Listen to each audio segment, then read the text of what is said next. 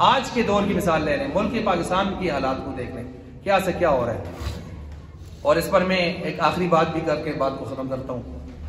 आज मुल्क पाकिस्तान में जो हालात हैं, हर एक कहता है मैं सुधारूंगा, दूसरा कहता है मैं सुधारूंगा, तीसरा आता है कहता है मैं सुधारूंगा। जो आता है बिगाड़, तबाही, बर्बादी। जब से पाकिस्तान बना आज तक तबाही बर्बादी, अफसुर्दगी, कर्जों पे कर्जे, बेहयाई पे बेहयाई, फाशी पे फाशी, बेरोजगारी पे बेरोजगारी लगे हुए। हर एक ट्रक की बत्ती के पीछे लगा हुआ है वो, फिर दूसरा कहता है वो। अब सवाल ये पैदा होता है, आज के इस दौर में पाकिस्तान की इंसानियत को इस अफसुर्दगी की, इस पस्ती से निकालने के लिए कौन आएगा? अंबिया तो नहीं आएंगे, चले गए। अंबिया के वारे से ही अल्हम्दुलिल्लाह निकाल सकते हैं। मैं अब एक दो मिसालें दे के बाद खत्म करता हूं। देखें, पीछे ना जाएं, ताजा ताजा मसला चल रहा है और मैं दो शख्सियात को खिराज तासीर भी मेंबर से पेश करूंगा। एक शख्सियत, मैंने पिछले जुम्मा के आखिर में 10 मिनट आपके सामने गुफ्तगू की थी पाड़ा चनार के मौजू पर, याद आ रहा है? मैंने कहा था बड़ा जुल्म हुआ पाड़ा चनार में, जिला कुरम के अंदर पाड़ा चनार में बगन पूरा बाजार जला दिया गया। 150-200 सुन्नियों को जिंदा जलाया भी गया, मारा भी गया, सर काट के चेक पोस्टों पर रखे गए, बच्चियों को उठाकर ले गए, बच्चों के मुंह में गोलियां मारी। किसने? अहले तशय्युअ, राफ़िज़ियों ने, शियों ने, ज़ैनबून ने, फातिमियून ने, मैंने नाम लिए थे, लश्कर महदी ने, अंजमन हुसैनिया ने, जो बाकायदा मुसल्लह ग्रुप है हमारे से, यहाँ ट्रेनिंग करते हैं बाकायदा सुन्नियों को मारने के लिए, जो शाम में, ईरान में जगह। ये मैंने गुज़श्ता जुम्मा आपके सामने बात की थी। अब ये जो आग लगी, 150-200 आदमी शहीद हो गए और अब तक वो आग लगी हुई, आपके इल्म में होना चाहिए। और वो हमारे KPK सूबे का हिस्सा है और KPK वाले मस्त हैं खरमस्ती में। हुकूमत को कोई पता नहीं है क्या हो रहा है, क्या जुल्म सितम हो रहा है। वो कहते हैं सीटें बचाओ, निकलो, लाल करवाओ। लेकिन अब उस मसले को हल करने के लिए दिल, जिगर, गुर्दा चाहिए था। मैं खिराज तासीर पेश करता हूं जर्नैल उलमाए हक, शेर पाकिस्तान, फख्रे हजारा, हजरत मौलाना मुफ्ती किफायतुल्लाह साहब को, कि वो बेनफ्सी नफीस तशरीफ ले गए। हम यहां अपने घरों में बैठे हैं, यहां भी डरते रहते हैं कोई मार न दे और न जाए। वो यहां से वहां चले गए, बगन बाजार में उन्होंने सारा विजिट किया, जली हुई दुकानें, मार्केटें, मकानात लोगों के, और 3 दिसंबर को गए, आज उनका चौथा दिन है, और वहां हजारों की तादाद में मिशरान किशरान के जो जरगे हुए हैं उनके, दो तरफा शिया सुन्नी को सुलह और अमन की दावत दी, कुरान और हदीस के दलाइल अंबार पेश किए, और इतने खतरनाक इलाके में जाके अपनी जान को हथेली पे लेके मौत सामने, कितने खतरनाक इलाके आप तस्वर नहीं कर सकते, जहां अब भी ये कम सारा सिलसिला हुआ। वहां जाके उन्होंने सफीर अमन बनकर पूरी उम्मत मुस्लिमा की तरफ से जो हक अदा करने की कोशिश की है, हम उन्हें खिराज तासीन पेश करते हैं। वाकई अल्लाह ने उलमा को बड़ा ज़र्फ दी है। और कल उन्होंने वहां के मरकजी जो उनका इमाम बाड़ा है, उसमें खड़े होके दोनों को हमने सामने ये कहा है कि अमन और सुलह होना चाहिए कि नहीं होना चाहिए। सबने कहा, लास्ट पुर तक हुए, सबसे हाथ उठवाए और सबसे अहद लिया। और साथ आज सुबह मैं देख रहा था, इंटरव्यू दे रहे थे, तो उसमें उन्होंने कहा हमें अल्लाह की जात से उम्मीद है कि 1-2 दिन तक हम कौम को कोई अच्छी खुशखबरी सुनाएंगे। अल्लाह की कसम, ये सारा पाकिस्तान का इस्टेब्लिशमेंट मिल के भी ये काम नहीं कर सकती थी, और ना किसी जमात के पास ऐसा कोई हीरे मौजूद है। ये सिर्फ और सिर्फ उलमा को अल्लाह ने ये वजाहत दी और ये ताकत दी, ये हैसियत दी।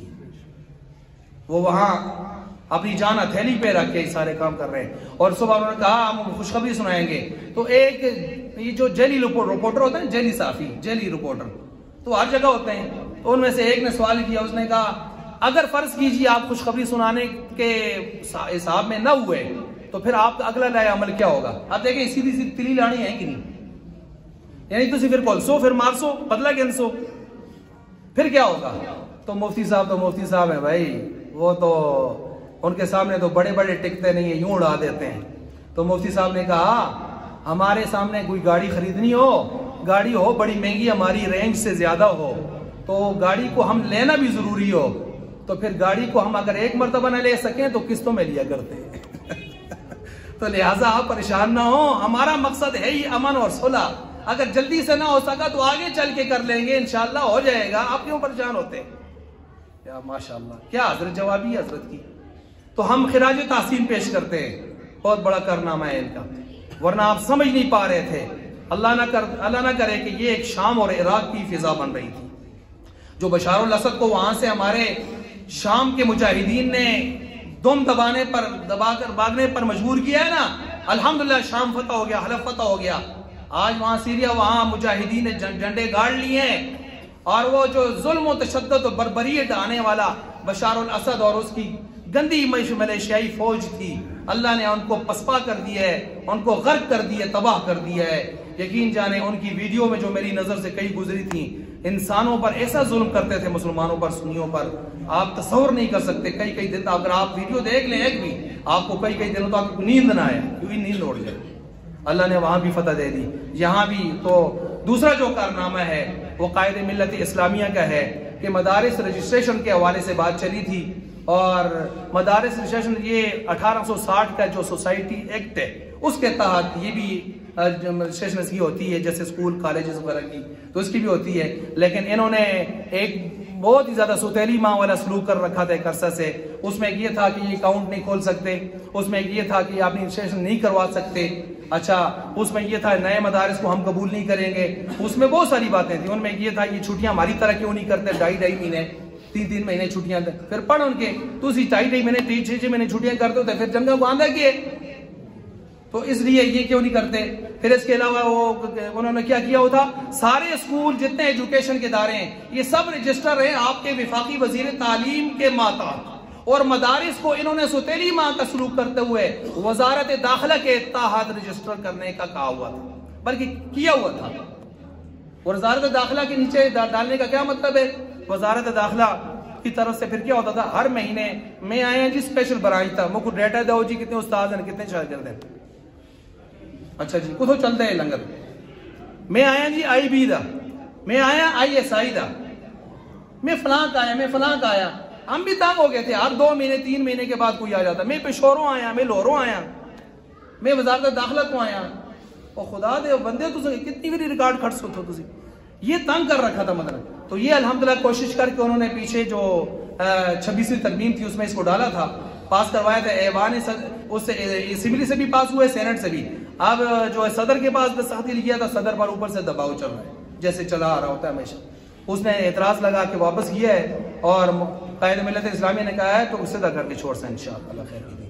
अब ये मसला है, अब ये मदारिस सिर्फ देवबंद के नहीं है, बरेलवी हजरात, अहले तशय्युअ भी इसमें है, जमात इस्लामी भी इसमें है, और इसमें अहले हदीस भी है, सबके मदारिस के हवाले से ये बातें हैं। और ये तो आगे जा रहे थे, आपकी मस्जिदों तक पहुंच रहे थे। आपको पता है कि जुमा वाले दिन जो चंदा होता है इम्तियाज साहब, या बाकी जो चंदे होते हैं, ये सारा रिकॉर्ड FBR का नुमाइंदा भी आपसे पूछेगा, और FBR वाला जो है बाकायदा आपसे पूछेगा इस साल कितना चंदा हुआ था, कहां से आया था, किसने दिया था, बड़ा चंदा हुआ तो किसने दिया, जरा उसका हमें बायोडाटा भी दें ताकि आइंदा न दे।